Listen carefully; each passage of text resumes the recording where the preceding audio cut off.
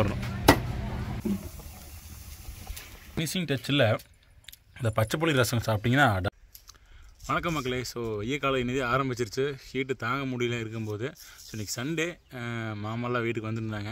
So வீட்டில் கோழி இருக்குது, இருந்தாலும் ரொம்ப ஹீட்டு அப்படின்னு கேட்டு மட்டன் எடுக்க வேண்டாம். ஸோ அதனால் இன்றைக்கி வந்து பன்னிக்கறி எடுத்து நம்ம வறுவல் போட்டுடலாம் அப்படின்ட்டு எனக்கும் ரொம்ப நாளாக எடுக்கணும்னு இருந்தேன்.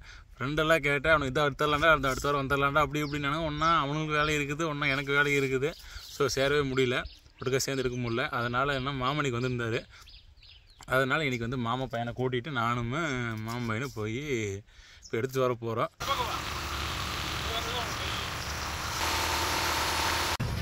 ஓகே மக்களே, இப்போ வந்து கடைக்கு வந்துட்டோம். மொதல் வந்து கிலோ 300 ரூபாய்க்கு வச்சு இப்போ 400 ரூபாய்க்கு வந்துருச்சு. ஸோ மாமாலாம் வந்துருக்காட்டி ஒரு 1.5 கிலோ நம்ம எடுத்துக்கலாம் அப்படின்ட்டு முடிவு பண்ணிட்டோம்.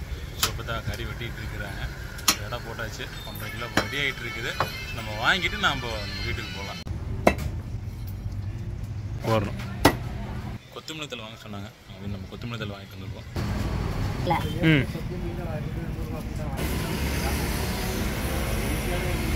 கடைசியாக போனாங்காட்டி ரத்தமும் இல்லை. ஸோ அதனால் கறி வந்து ரத்தம் ஊற்றினா தான் ஒரு எல்லாம் டேஸ்ட் வரும்.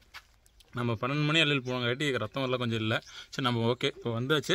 நம்ம மண் சட்டியில் வச்சு இந்த பன்றி கறி அப்படிங்கிறத என்னென்ன சொல்லுவாங்கன்னா, எங்கள் தாத்தாவில் வந்து சேத்துமான் அப்படின்னு சொல்லுவாங்க, முருதார் கறிம்பாங்க. ஸோ உங்கள் ஊரில் எல்லாம் எப்படி ஒரே பேர் தானே இல்லை மாற்று பேர் ஏதாச்சும் இருக்கா அப்படிங்கிறத மறக்காமல் கமெண்ட் பண்ணுங்கள். இது வந்து உடம்புக்கு ரொம்ப நல்லது, கூலிங். மே மாதங்களில் வெய்ய காலத்தில் நாம் இது வந்து எடுத்து சாப்பிட்றோம். ஓகே மக்களே, நான் வேணால் கிளிப்ஸ் உங்களுக்கு போடுறேன் பாருங்கள் கீழே. மக்களே, தேவையான பொருட்கள்: தக்காளி, சின்ன வெங்காயம், மிளகா, பூண்டு, இஞ்சி, கருவேப்பிலை தலை, கொத்தமல்லி தலை, மக்களே புதினா தலை. ஸோ இதெல்லாம் தான் தேவையான பொருட்கள். அப்புறம் உப்பு, மிளகுடி அதெல்லாம் எக்ஸ்ட்ரா உங்களுக்கு வந்துடும். ஸோ வந்துச்சு பாருங்கள், உப்பு, மஞ்சத்தூள். ஸோ நம்ம மண் சட்டியில் தான் நம்ம வந்து இப்போது வறுவல் ஸ்டார்ட் பண்ண போகிறோம். முதல்ல அடுப்பு பற்ற வைக்கிறோம்.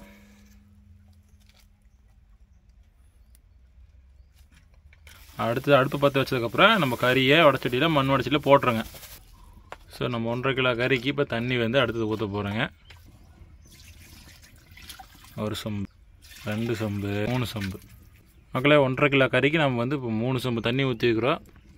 வாறு அதிகமாக இருந்தங்காட்டி அந்த வெண்ணெய் வந்து மேலே அப்படி முதங்குன்னு தெரியுது உங்களுக்கு. ஸோ நல்லா தீ பிடிச்சி நல்லா எரியுதுங்க. கொஞ்சம் நேரம் நல்லா கொதிச்சதுக்கப்புறம் நம்ம வந்து இன்க்ரீடியன்ஸ் எல்லாம் நம்ம உள்ள போட்டுடலாங்க. இப்போ வந்து ஓரளவுக்கு தண்ணி நல்லா ஹீட் ஆகிடுச்சு. இப்போ வந்து நம்ம அடுத்ததாக வந்து உப்பு போட போகிறோம். கல் உப்பு தேவையான அளவு போட்டுக்குங்க. அடுத்தது பார்த்தீங்கன்னா மஞ்சத்தூள்,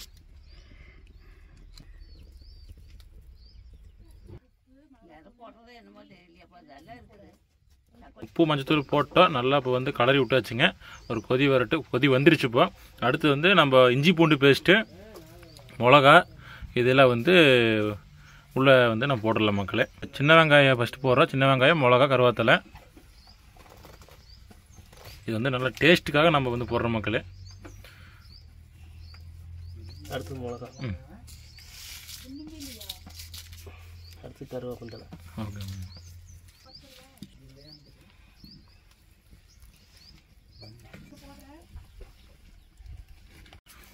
அடுத்தது பார்த்தீங்கன்னா இஞ்சி பூண்டு பேஸ்ட்டு நம்ம வந்து உள்ள அடிச்சுட்டு போட்டுக்கிறோம். உங்களுக்கு தேவையான அளவு போட்டுக்குங்க. 1.5 கிலோக்கு நாங்கள் ஒரு கை அளவுக்கு போட்டுக்கிட்டோங்க. போட்டு நல்லா கலரி விட மறந்துடாதீங்க எந்த ஒரு இன்க்ரீடியன்ஸ் போட்டாலும். தக்காளி கொஞ்சம் ஆட் பண்ணிக்கிறோம் டேஸ்ட்டுக்கோசரம். உங்களுக்கு தேவையான அளவுக்கு போட்டுங்க, கொஞ்சமாக போட்டுங்க, அப்போ நல்லா இருக்குங்க. போட்டு நல்லா நீங்கள் கலரி விட்டுங்க. நல்லா கொதிச்சு ஒரு ஸ்டேஜ். இப்போ எல்லாமே போட்டாச்சு.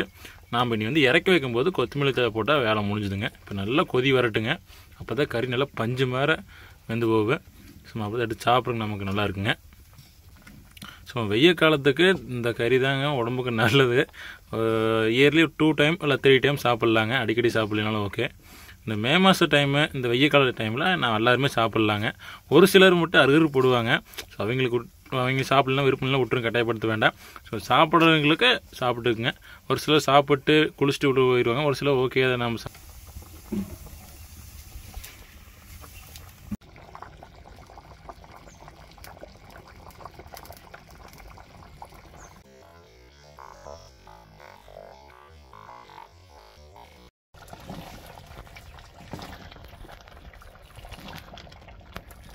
கலரிகிட்டே இருக்கணும். நல்லா பார்த்தீங்கன்னா நல்லா வெந்துருச்சு. நல்லா கொதிச்சு ஒரு சவுண்டு பாருங்க. தலைப்பல நல்லா கொதிச்சு வரணுங்க. தண்ணி வந்து மண் சட்டி ஃபுல்லாக இருந்தது, நல்லா வெந்துருச்சு. சரி, நம்ம இப்போ கிரேவி மாதிரி வேணும்னா இப்போ இறக்கி வச்சுக்கலாங்க. இல்லை கிரேவி மாதிரி வேணும்னா கொஞ்சம் கொதிக்க விடணும். இப்போ கிரேவி மாதிரி கொஞ்சம் சாப்பிடலாம் அப்படின்னு எல்லோரும் ஆசைப்பட்றாங்க. கட்டி நல்லா கறியெல்லாம் டேஸ்ட் பார்த்து வச்சு நல்லா வெந்துருச்சுங்க. இப்போ இறக்கி வச்சு நம்ம பந்தியை ஸ்டார்ட் பண்ணலாங்க. இப்போ இறக்கிறதுக்கு முன்னாடி நம்ம கொத்தமல்லி தழை, அப்புறம் மணத்துக்கு வசரம் புதினா தழை போட போகிறோங்க. இது புதினா தழைங்க, மணத்துக்காக போடுறோங்க.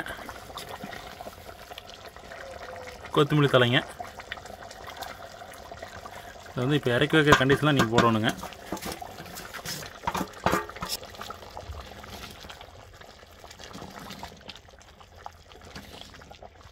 ரத்தம் போட்டிருந்தா அருமையாக இருந்திருக்குங்க. இன்னும் கருன்னு கறி பார்க்கவே அளவு நல்லா இருந்திருக்குங்க. ரத்தம் ஒன்று தான் மிஸ் ஆகிடுச்சுங்க, நேரம் கழிச்சு போன கேட்டிங்க.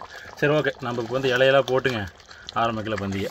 ஓகே மக்கள், நம்ம வாழைத்தோப்பில் அப்படியே வாழை இலையில் எடுத்துகிட்டு இதில் வாஷ்பட்டு போகலாங்க பந்திக்கு. சும்மா அப்படியே தலைவாழ் இலையில் சுட சாப்பாடு ஆக்கி, சாப்பாடு கம்மியாக வச்சு கறி அதிகமாக வைக்கும். கூட்டாஞ்சாப்பாடு மக்களை, கூட்டாஞ்சாப்பாடு யாரெல்லாம் சாப்பிடுவீங்க, சாப்பிட்ருக்குறீங்க, இப்போவும் சாப்பிட்றீங்களா அப்படிங்கிறத மறக்காமல் நம்ம சேனலில் கமெண்ட் பண்ணிடுங்க. நம்மளது மெயின் ஐட்டம். நல்ல கறி பூ போல் வந்துருச்சு. அதை நல்லா எடுத்து இப்போ போடுறோம்.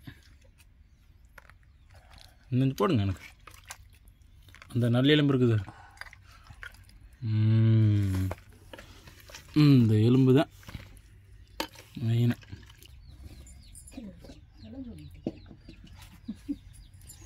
இதை சாப்பிட்டு பார்ப்போம்.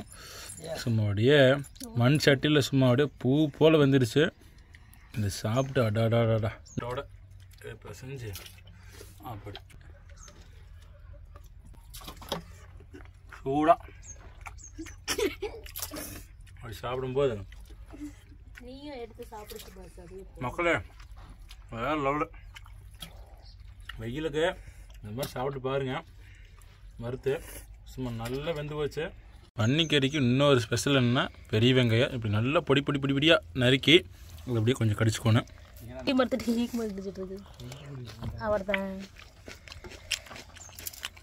பல்லு போனவங்க கூட சாப்பிட்லாம், அந்தளவுக்கு கறி நல்லா வெந்து போச்சு. சும்மா அப்படியே அருமையாக இருக்கும் மக்களே. ஃபினிஷிங் டச்சில் இந்த பச்சைப்புளி ரசம் சாப்பிட்டிங்கன்னா டாடாடா இன்னும் அதோட அருமையாக இருக்குது. நீங்களும் சாப்பிட்டு கமெண்ட் பண்ணுங்கள். அடுத்த ஒரு வீடியோ சந்திப்போம். நன்றி, பாய்.